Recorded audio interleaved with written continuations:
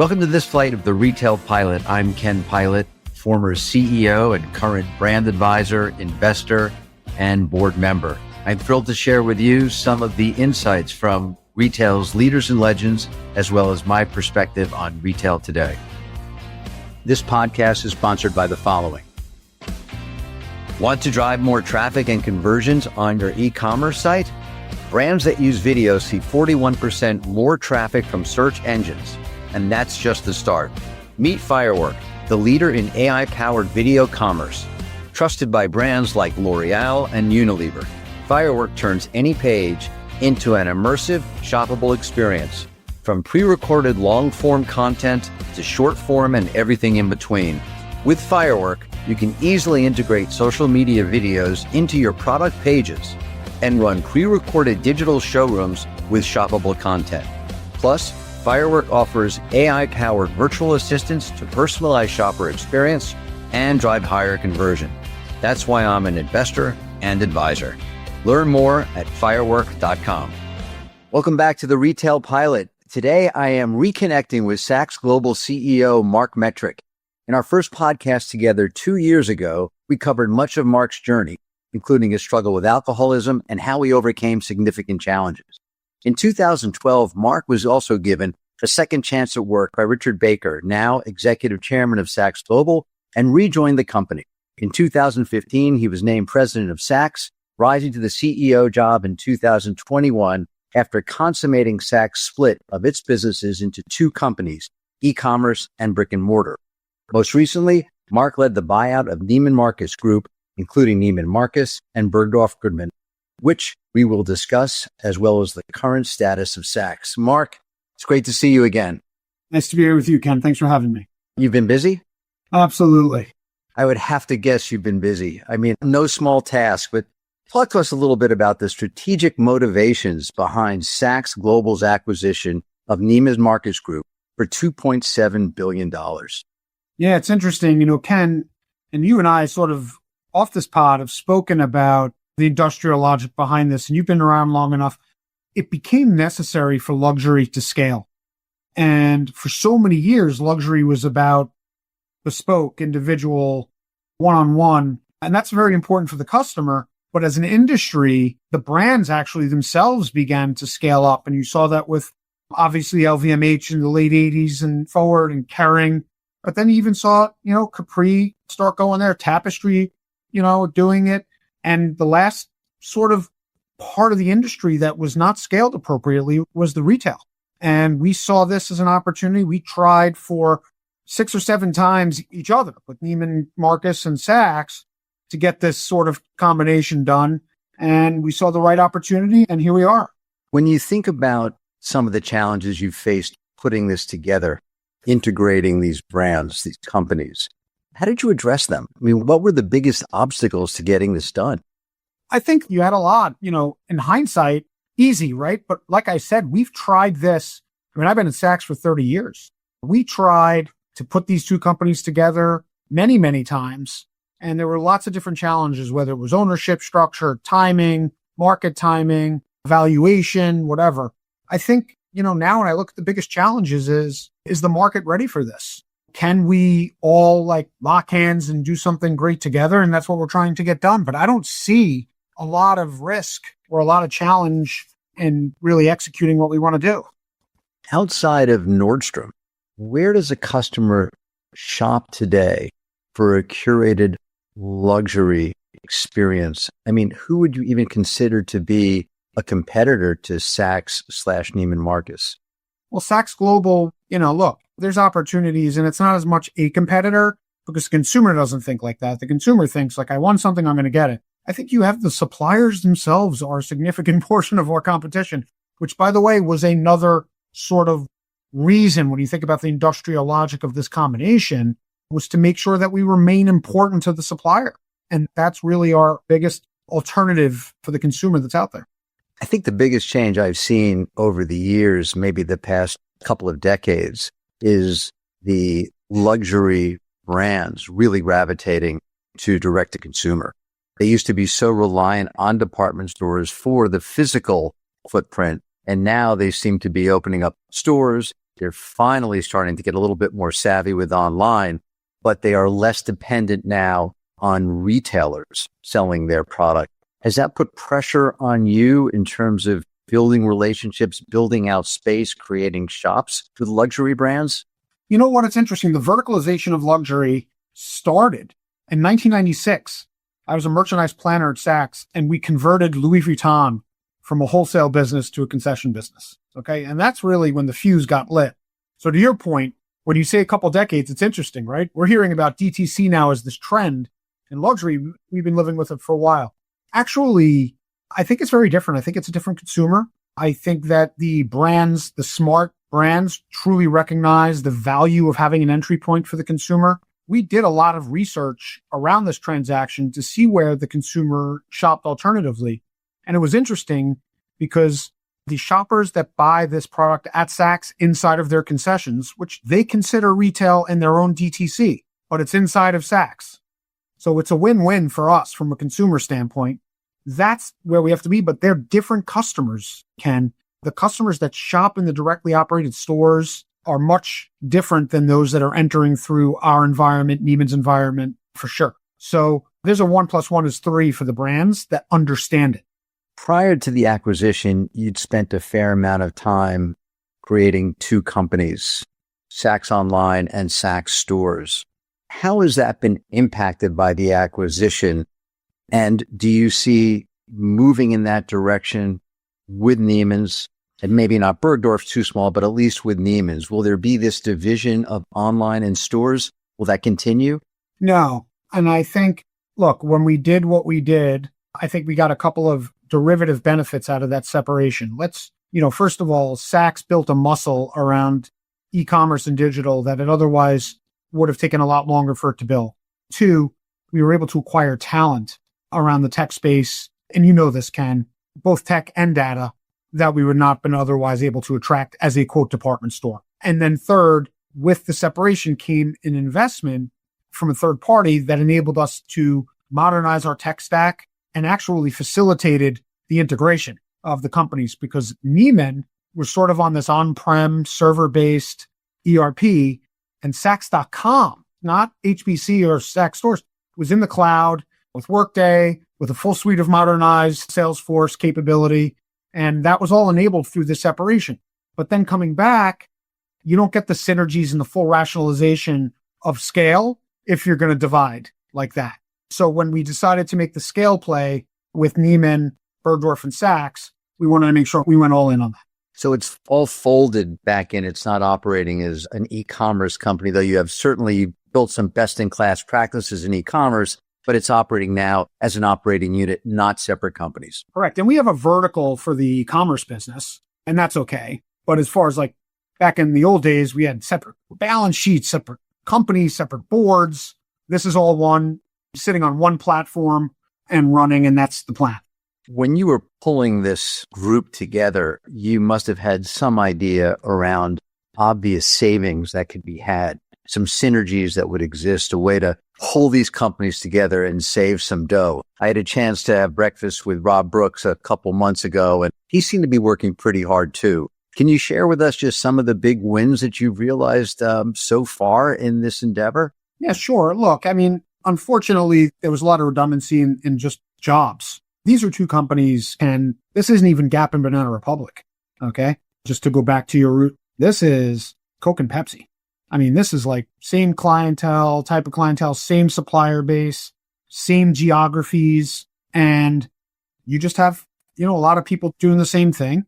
Then you have marketing efficiency. So big wins are going to be around, performance-based marketing, how we're optimizing around that. Don't have a lot of people bidding for certain terms and et cetera. Now you have one less bidder. So that's good for the brands themselves. That's good for actually our competitors. It's good for everybody, but certainly for us. Then you have supply chain. We were in 7 buildings, fulfilling orders and retail distribution. We're consolidating down to 3. Technology, obviously, Ken. They were, again, a little bit more antiquated in their technology than Saks. Their website is homegrown. We're going to re-platform that onto Salesforce. And we're enabling a lot of the Salesforce stack from an AI perspective into the ecosystem. And we'll do the same thing with Neiman. So there's just so much. We're about, just see, it's interesting. People were wondering how this integration was going to go. I think we originally underwrote the transaction with 500 million of synergies on an annual basis, right? We've now upped it to 600. And what was a 5-year plan to get there, we're about halfway through that 600 right now. Not real, identified and in year for full year next year. So this has not been easy. The team's worked very, very hard, but there's a lot there. And I think that's another benefit to this in a world when investment's going to be required. The consumer requires more investment than ever. The brand partners that we want to build with are going to need investment. So all of that, this is where it goes. Impressive rate. Kudos to you and your team. I'm sure that hasn't been easy. Again, as I said, I saw Rob and he barely had enough time to chew his food. He was so busy. Yep. But it was good to see him. Mark, whenever I talk to you, I always get this strong optimism, which is great because I know you're in it to win it. But there's definitely been a fair amount of industry attention around the financial pressures that Saks Global is facing, including reports of recent losses and liquidity concerns following the acquisition. How is Saks addressing these challenges? It all starts with performance. We have to perform. So optimism-wise, we just announced our first quarter, which we exceeded what we thought we would do. And not even like what we thought we would do deep down in our hearts, what we shared on an EBITDA basis with people lending us money. We did better than that, not by a ton, but we did better. And they were pretty, I would say, modest expectations just because of where we thought we were coming. I think liquidity is a valid call. You and I had conversations dating back the last couple of years on what's happening overall with Saks and, how's that going? And what we've recently done is we've sort of filled out the capital structure of the business. Everyone has to remember, we thought we'd have like a year and a half of FTC. The transaction got waved through in 30 days. So we recently filled out our capital structure through the combination of a FILO, which is actually already included in our capacity, and our lenders putting in an additional 300 million of commitments. So we have, we've raised about 600 million in the last week or so, 2 weeks, 300 million of which is already funded. So the goal now is to perform. So when you say, how do you address it? It's interesting. I wrestle with this, Ken, because, I read all the news. I read the LinkedIn posts from some folks who are been around a long time and talking about the industry and their thoughts on it. And it's really hard for me to not comment. But at the end of the day, I know this as an operator. The only way to get people comfortable, the only way to get people to believe and understand that what you're doing is good and right is to deliver. And Mark, those people, for the most part, one of your greatest constituencies out there, customer aside, are your vendors. Those that are putting the product in the stores. And, it's not a secret. Saks was slow to pay. You've addressed that. You came out months ago talking about a new payment plan. What's your message to vendors today? How are you doing relative to making those payments, getting caught up and getting the inventory you need to drive this business? Yeah, I think we're largely caught up. Again, let me preface that with, we had I'm going to call it a group of deferred payments prior to the closing of the transaction that we put on a payment plan, which begins this month. Those payments have already begun and will be made on time. Then you have payment on goods on the new terms, and we are largely on schedule with those. The challenges that we have, and they are all deserved. It is for us, we have to rebuild trust. If we are a day late because the wires got crossed or somebody wasn't there or whatever, we are guilty. And that is not unfair. So we've got to do better and we've got to continue to push, but we are winning back. I feel very good about the trajectory of our inventory flow. Since announcing the transaction at the end of June, we've been positive in our receipt flow, which is, as you and I can appreciate, not something that was true at Saks for a long time. So growing. And again, I like talking to you because you sort of understand the industry different than most. We also know we sell new goods. Like, I always say in luxury, receipts are sugar, inventory is fat. And when everyone asks me, what's your inventory level? I say, don't worry about my inventory level. Worry about my receipt levels. Because it's like just in the last quarter, about 70% of what we sold was fresh. And, that's critical to our business. So the most critical thing right now, to your point, obviously the customer is always there. And first is we got to get our brand partners on side, and that we have work to do on that. So this $600 million cash infusion that just came in a few weeks ago, this is going to really help you with your partners, with your vendors. and also give you just a lot more runway to operate the business. We're just filling in existing capacity inside of our ABL, and that'll go to make sure that all the payments are met and everything happens. And it takes a little while for that to rev up, but that'll get there. That'll help with the brands. And then I think I wanted to make sure I had dry powder so that the brands understand and know we're here. We're here and we're ready to go. 'Cause fall for me, and we can talk about why, that's going to be the show me season for this business. Like, it's nobody's fault but ours if we can't get it done. And now a quick word from our sponsor. Looking for a 3PL that's truly next level? Cart.com is a 3PL on steroids with nationwide distribution centers and the most advanced AI-driven software solutions from WMS and OMS to TMS, all designed to streamline your entire delivery process. With Cart.com, you get a fully integrated commerce platform that unifies your operations, data, and customer experience all in one place. Their platform combines physical distribution with cutting-edge AI, empowering retailers to scale faster and more efficiently.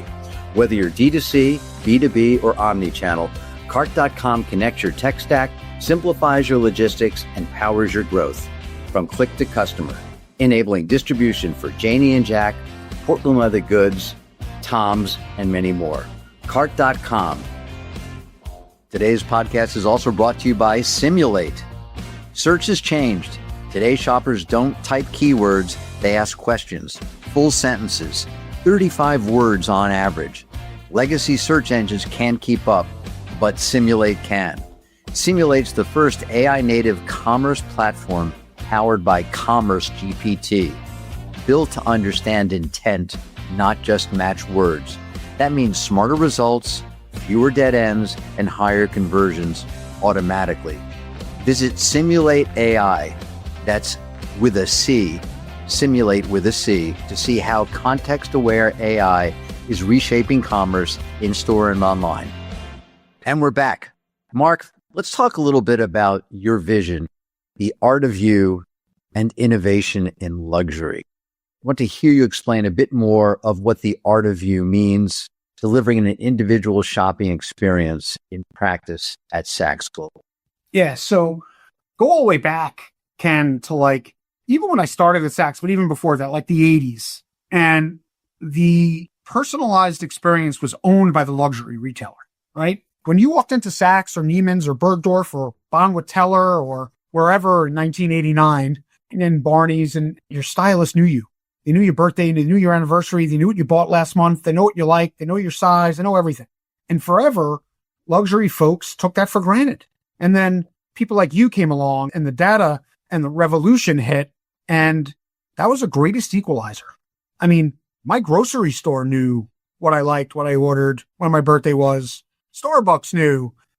All of a sudden, personalization became hackneyed. It almost became like table stakes, right? So my way of going at the art of you, and this is a team strategy. I didn't dream this up myself. This was thoughtful and pulled together by a bunch of folks on the team, is our way of saying to the consumer, everyone's into personalization, guys. But now we have the biggest data lake for the luxury consumer in the US. Okay. So bang, we have 1 billion visits to our websites. We've got 10 million transactions in our stores, and we've got millions and millions and millions of customers that shop luxury. So we know a lot about it. We've got a partner in Salesforce that has the computing power, but also has the data mining capability to weaponize this data on behalf of the customer, not on behalf of the retailer, but on behalf of the customer to improve the customer experience. And what does that mean? So the art of you for me is Marc and Ken actually both like Brunello Cucinelli. We're both men. We're both young, but not that young. So we're very similar. It's not like the 1999 or 2006 version of personalization where it was me and my mother have different aliases at Saks. This is now Marc and Ken. But Ken likes that Cucinelli woven without a tie, opened on the top button. Marc likes it with a tie. He's going to go to the Saks website, the Neiman's website, the Bergdorf website, and he's going to see that same shirt differently than Ken. We're also not going to show Marc the same color shirt we're showing Ken, not because he doesn't like that color, maybe he does, but we don't have that in Marc's size, or bought that color already at Bergdorf. So we're not going to show it to him on Saks. So the art of you is like literally taking personalization to another level. But if I called it hyper personalization, I'd be accused of being a hackneyed old time retail guy who's just using the buzzword of the day. So another way of expressing the art of you is Ken doesn't like text. Ken likes WhatsApp, or Ken likes email, or Ken likes a phone call, or Ken likes to get Snapchatted. I don't know. But how do we communicate with Ken? When and how frequently? All of this is different. So when you think about it, at Saks, we built, again, this is an enabler from the separation. We built a sophisticated learning model that takes 250 different data points from each customer and builds a predictive tool for them to know everything about them. We call it the customer DNA. And we use that to personalize their experience until now / the next 12, 18 months. We haven't had the technology to say Ken likes his packaging in a small box and stuffed in because he's eco-friendly. Mark's wife likes to make sure everything is folded neatly and you can fit basically a microwave oven in the box that her stuff is coming in, whatever. But all joking aside, there's a billion touch points about personalization, and the art of you really captures that. We were not able to do it because we didn't have the tooling and we didn't have the data. So now I know how you were browsing on Saks.com, and that can inform your shopping experience in Neiman Marcus, vice versa, Bergdorf, whatever. It's all one big data lake. You know, it's amazing. So much of what you just discussed is around, obviously, the online experience. How do you take that science and put that into the store where the majority of your business is? Well, not really. A majority of the business is in the store. But what I just described to you with Agent Force, with agents being with live stylists, actually can all be acted upon through the in-store clienteling experience. Every shred of data, every predictive notion, every generative notion can be shared with your stylist in advance of your visit, during your visit, okay, and the like. Then the next frontier, which I'm not set because I have no idea, is the most powerful data that's coming is the unstructured data that exists in our stores.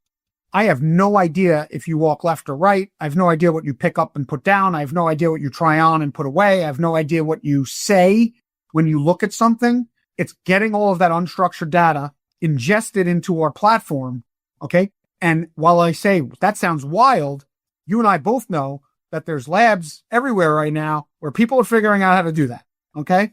They're sitting in a Waymo, they're getting someone else is driving them around or something else is driving them around, and they're coding into their computer how Mark is going to be able to ingest unstructured data through his literally 15 million square feet or so of real estate. It's funny you mentioned that. I invested in a company, I probably call it 9 or 10 years ago, Radar. It's RFID, but it's also with cameras. And it is providing that information back. What gets picked up, what gets put down, what gets tried on and left in the fitting room, and why. You know, this pant that just came in was left in the fitting room 27% of the time when it's usually only 15%. Well, we have a fit issue. So it is understanding some of that, the data in the store and ways that you go. Radar, which I like that technology because it's good to help me lay out a store because it helps me with circulation patterns. It helps me understand things. And RFID obviously helps us, to your point, with knowing. Where I want to go next is I need to know that it's Ken that left it in the fitting room. And that's the unstructured data that is next gen. But God, I know that someone's working on it because, you know, we're putting people in space. I'm sure somebody's figuring out how to get that done. Recent innovations launched on the horizon that best represent the vision of hyper-personalization for you. Yeah. So right before we closed the transaction, we went and I'll just, you know, your listeners are all pretty sophisticated folks. So we went headless with our Commerce Cloud platform, which gave us the ability essentially to personalize the homepage. So we tested, and now we're rolling out to higher and higher percentage, literally a personalized homepage for every logged in customer at Saks.com. Wow. Okay. And we were able to do that. And that's everything I just described to you. You like full price, Mark like sale. You like, everything. We'll take a banner. The top banner might be just, us, like it's happy holidays or maybe tiled, and it's going to be all around new deliveries. And Ken, don't get mad at me. It's going to be informed with retail media, and we're going to start advertising on it. And Ken's going to get advertised, and maybe it's not endemic.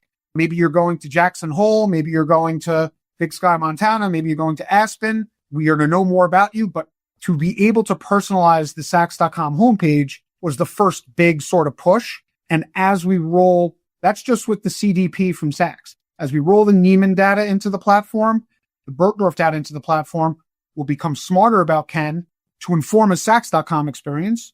And then as we re-platform Neiman Marcus and Bergdorf Goodman onto the Commerce Cloud platforms on their own, they will be informed by that same data. However, Ken's visit to Saks.com, Neimans.com, and Bergdorf.com, although from the same DNA, might be different because what our models might tell us is you use those three stores differently.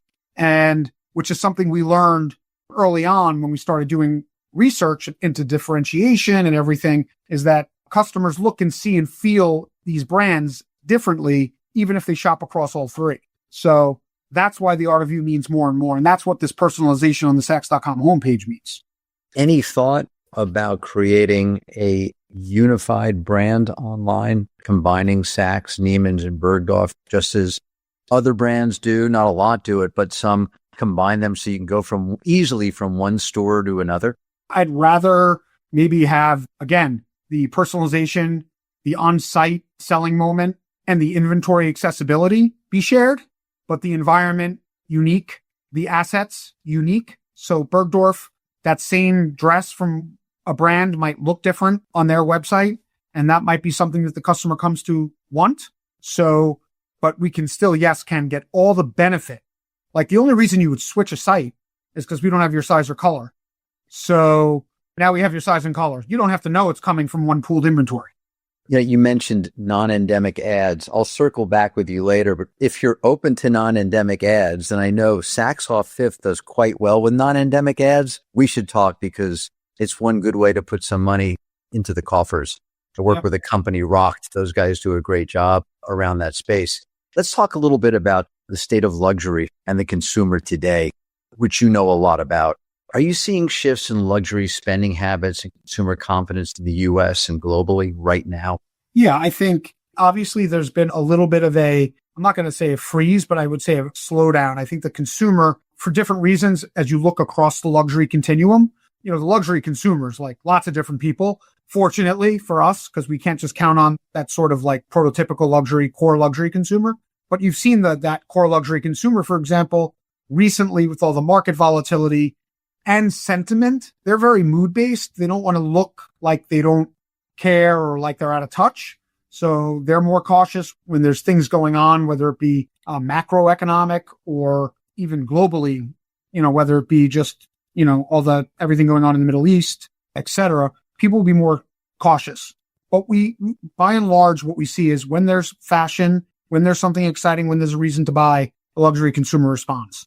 This has been the most transformative 12, 18 months in luxury since I started at Saks in 1995. I mean, every designer, every CEO in a house, these are all in flux. So the last year has been a little bit just, again, everyone's waiting and seeing. And that's why I think I'm really excited for fall, which is when everything is going to sort of land. Yeah, for sure. I think over the past 18 months, luxury has been challenging for the first time since I can remember, whether that's the impact of China and the weakness in the market there. But luxury has actually just flattened out, with maybe the exception of the Hermes and the Cucinellis of the world and Prada, who I think continue to do extremely well, Chanel also. But luxury has certainly faced some challenges. Added to that, let's talk a little bit about tariffs and how you're seeing tariffs impact the business. One of the things that I'm hearing is that the smaller companies have been impacted much more than the larger companies. Those who are less sophisticated in diversifying their sourcing have been hit a bit harder than companies that had the ability, maybe during Trump 1.0, to make the moves they needed to make to protect themselves from this onerous situation. How are you seeing it impact your business? Yeah. So again, I think you've done it for me, but I would separate the business. A lot of our business is European sourced, which obviously is facing tariff pressure, but not what China is up against or has been up against. And, so I think what we're expecting really, and by the way, we do something called the Saks Luxury Pulse, which is every quarter we go out to a statistically relevant sample of not just our shoppers, but luxury shoppers. And we cut it across income strata. We cut it across age, demo, and we ask them lots of questions. The luxury consumer, when asked about what's their resistance to buying luxury right now, if they have any, right? tariffs weren't in the top 5. Okay. So that does not mean that luxury consumers don't care what things cost, which is, I think, part of the problem that we're seeing overall in luxury. Things got really expensive over the last couple of years. And I think the consumer started to say, all right, I understand and I loved your product, but I'm not just going to keep paying more for things. And I think that's why the design changes and the newness, I think that'll drive a lot of inspiration and that'll drive a lot of shopping. But tariffs, no. Where I want to make sure that we're there is as everyone diversifies, as everyone goes to new factories and new countries and tries to get into this the right way, that we end up with great product that's delivered on time. And that's going to be something we all have to lean in on and participate. We are a community after all, and we need to be there to support our brands as well.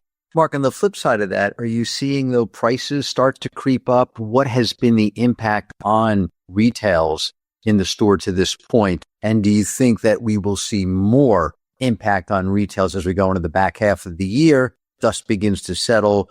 Retailers or brands, vendors understand what the true impact of tariffs are.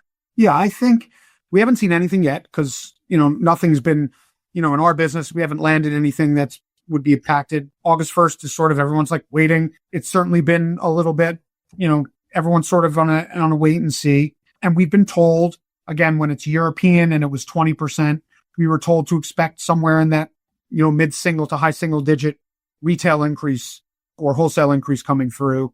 These luxury powerhouses are very sophisticated. They have first cost, they have their US subsidiaries, and the way they work through, I think it's not as impactful as people might have originally thought, but it's still 10% more, but we have not seen it yet. And I'm hopeful that, everyone makes the right decision for the consumer.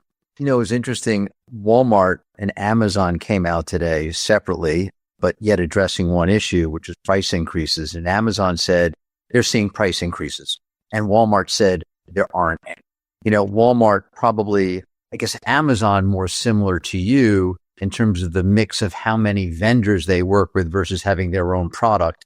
You would also be a bit more susceptible to price increases because they'd be outside of your control.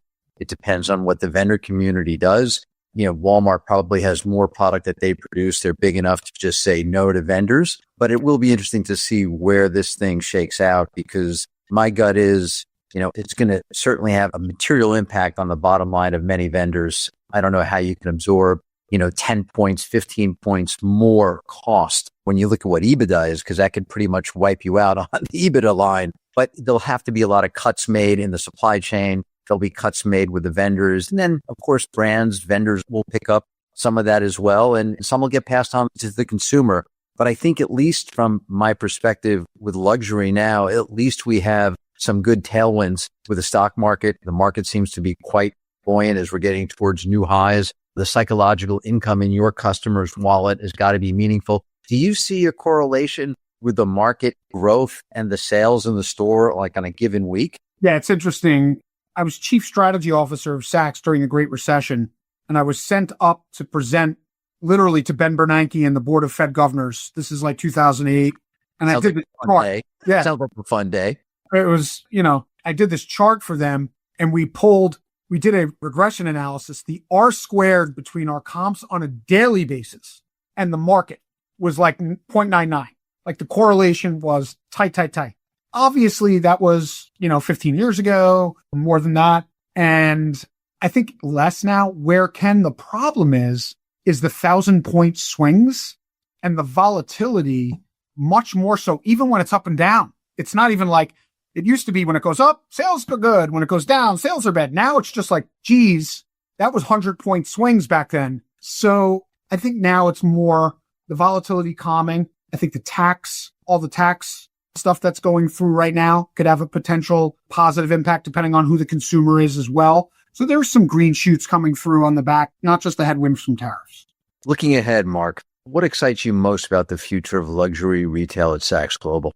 I think it's challenging right now. Like you said, there's a lot of speculation out there and I love it because it fuels me. But I think we hit the timing right because you've got this really young consumer that's aging into wealth, that's aging into prosperity, that's aging into the luxury lifestyle, that's digitally native, but at the same time likes to go to the store, isn't afraid of data, isn't afraid of that kind of shopping experience. And we're ready for them. And I think it's sort of like, I think there's going to be a real, not a COVID bounce like you saw in 21 when we all thought we were geniuses. This is going to be like, I think we're about to go on a run in luxury, and we represent a nice portion of it in a country that's projected by third parties to be the fastest growing luxury space in the world. I think it's like the CAGR in the US is supposed to be 200 basis points higher than the overall global growth. So global luxury growth. So I'll take it. Well, it sounds like the moons are definitely aligning, or the stars are aligning for you going to the back half of the year. The way the economy looks, the way the markets look, sounds like the receipts are coming in. So we're looking for a big Q3 from Saks. I'm counting on it from you, Marc. We got to do it, man. Let's end with rapid fire. Uh-oh. All right. How many marathons have you run? 3. What do you do to unwind? Run. Which designers assume the most real estate in your closet? I'm usually not allowed to talk designers, but I can here because it's personal, right? I think it's going to be a big arm wrestle between Brunello Cucinelli and Tom Ford. Favorite interview question? I'll know when you ask me the next one. Favorite interview question you ask someone who's interviewing for a job at Saks Global? Wow, that's actually, my favorite story is we have one aircraft at the company. This was 10, 15 years ago. And the pilots reported to me for some reason. I don't know why. That was before Saks. I had to interview the pilots. And I asked him, how many times have you taken off? And he's like, I don't know, maybe 1,000. I said, have you landed 1,000 times? If the answer to that question is yes, you're hired. So that's probably my best interview question. That's a good one. It's safety first. And finally, what show are you streaming now? All right. I'm a binger. I'm going with Waterfront. So that is more like Bloodlines meets Ozark. I don't know if you've seen it. It's good. I'm going to have to add that to my list. And with that, Marc, we'll land this flight of the Retail Pilot. Thanks for joining me today. It's always a pleasure to see you. Great to see you, Ken. Thanks for everything. Thanks for tuning in to this week's flight of the Retail Pilot. And please give us a review on your favorite podcast platform.